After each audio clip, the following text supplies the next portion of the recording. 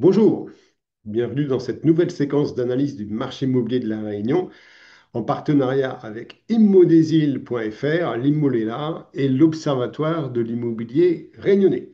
Donc sur ce site, vous allez dans nos outils et sur la seconde ligne, indice mensuel des marchés immobiliers à la Réunion.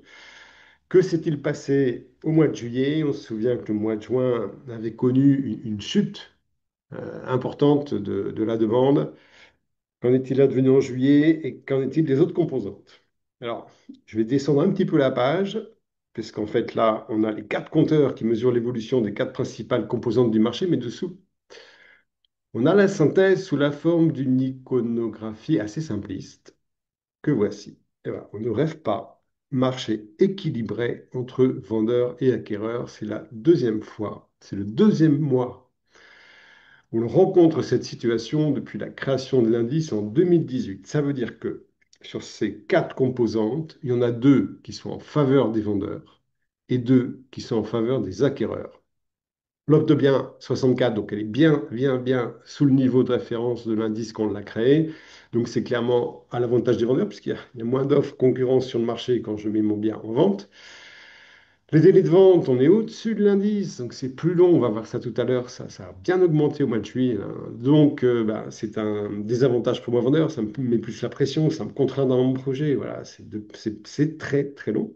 Le volume des ventes, ça c'est l'excellente nouvelle. Gros score, hein, 151 sur la base d'un indice 100. Donc, bah, c'est bien pour moi vendeur. Et la demande de biens, elle chute, elle est à 81, donc nettement sous l'indice. C'est bien pour l'acquéreur, c'est-à-dire que l'acquéreur, lui, il a moins de pression, moins de concurrence pour acheter des biens. Voilà, marché équilibré, c'est pas une première, c'est une deuxième. Depuis 2018, c'est remarquable. Donc on va tout de suite s'intéresser à l'offre de biens. On est en rouge, on est à 64. Je clique sur l'historique. Voilà. Indice 100, créé en juin 2018. Plus bas historique absolu, indice 46, août 2022. Ça fait 3 ans. On remonte très lentement jusqu'à l'indice 70 en août 2024. Ça fait 1 an. Et depuis août 2024, on est redescendu à 62. Et on gagne. Voilà. On gagne 2 points.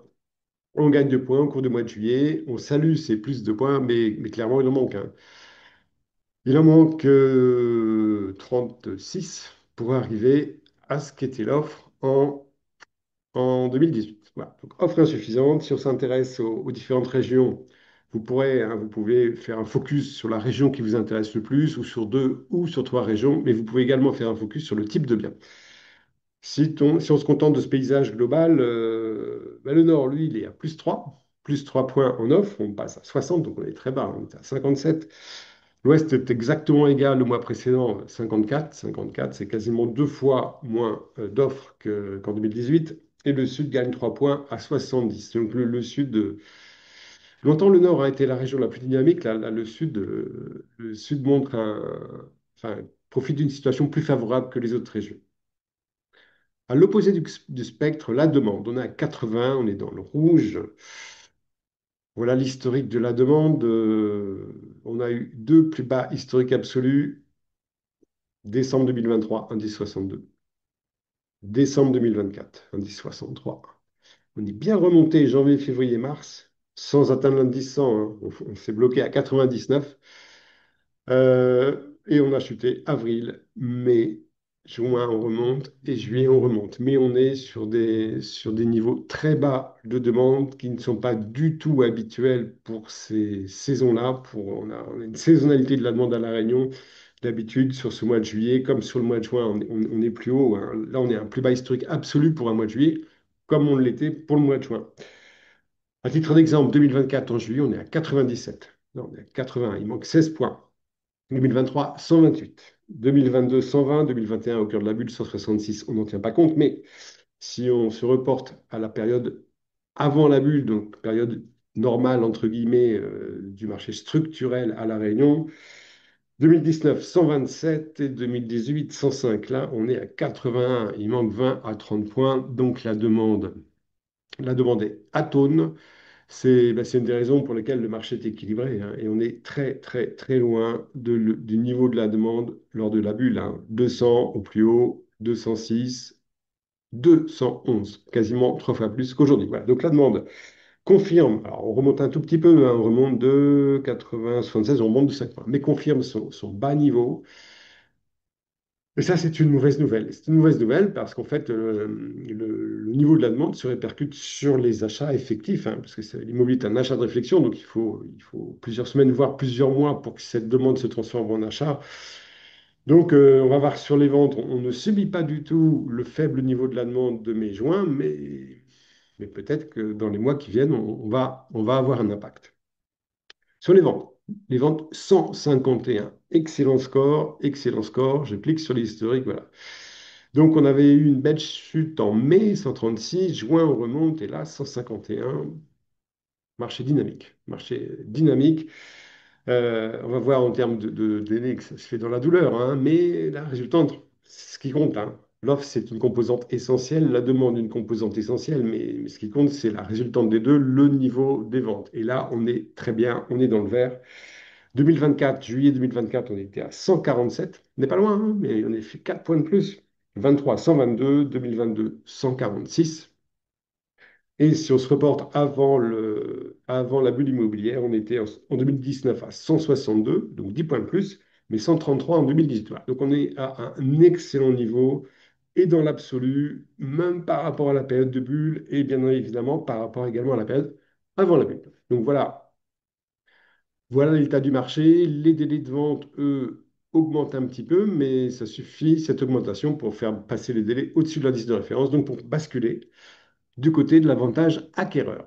Plus les délais de vente sont longs, plus le vendeur a de la pression, plus il est gêné dans son agenda, bah donc l'acquéreur peut en bénéficier. Voilà, on est à plus 92, 103, plus 11 points par rapport au mois de mai. Très concrètement, ces délais de vente pour le mois de juillet sont de 24,59 semaines. C'est très bon. 24,59, alors, on repose que sur un mois, hein, mais la moyenne du premier semestre, janvier-juin, c'était 3 semaines inférieures. C'était 21 semaines, virgule, quelques dixièmes. Là, on dépasse les 24 semaines pour une proportion de ventes négociées qui reste identique, hein, 68,54%. Là, on est sur une constante. Mais 24 semaines, on est à 6 mois. On est à 6 mois auxquels il faut rajouter 6 mois mandat compromis. 6 mois auxquels il faut rajouter les quelques mois pour signer l'acte notarié. Donc on est sur un délai global de 9 à 10 mois. C'est super long. La raison, elle est extrêmement simple et c'est en corrélation avec la proportion de ventes négociées qui concerne 7 ventes sur 10. La majorité des propriétaires se trompent lorsqu'ils estiment la valeur de leurs biens. Ils ne connaissent pas le marché réel, c'est-à-dire le niveau des transactions effectivement conclues, mais se basent sur le marché apparent, c'est-à-dire les petites annonces qui ne sont que les propositions, les souhaits des autres propriétaires qui servent faussement de référence.